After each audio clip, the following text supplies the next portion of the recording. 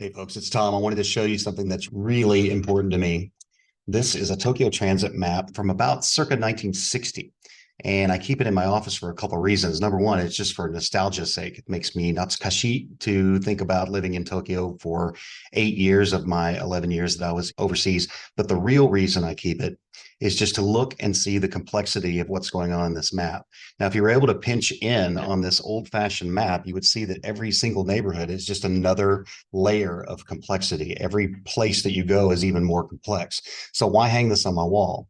Well, the first time I ever wanted to go somewhere in Tokyo, I took out a big map because it was just a shade before transit maps were on Google Maps. And I really studied it closely. I was like, I got to make sure that I'm there on time. I got to make sure that I get where I need to go.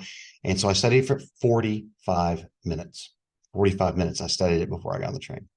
And so I keep this on my wall to remind me that many other things while I did over there, I did not study for 45 minutes, such as the first time I stood in front of my 200 people and told stories about where we were going as a business.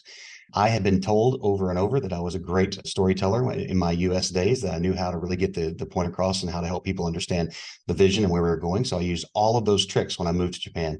And I stood in front of 200 people and got blank stares from everybody for the seriously longest 12 minutes of my life. So the complexity of what's going on behind the scenes and when you pinch in is staggering when you're living and working abroad. My biggest issue was that I thought I was good at some things that I simply was not great at. And I had to relearn these things with the help of a coach, with the help of my colleagues, and with the help of just time. It took time to make it happen. And so the complexity is what really got me. Sometimes our bias is that we know what we're doing and we know how to do it. And by God, we're just going to get it done. And that's not always the case when you're living and working in a different cultural atmosphere, because you've got layer after layer of business culture, people's experiences, all layered onto that lens, and it distorts the view of what you're trying to tell people.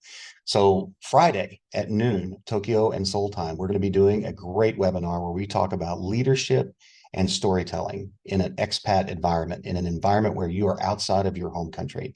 And I hope you guys all join us. I'm going to talk about the mistakes that were made when I first got there, and then also the mistakes that I sat and watched other people, visitors, make when they came to town.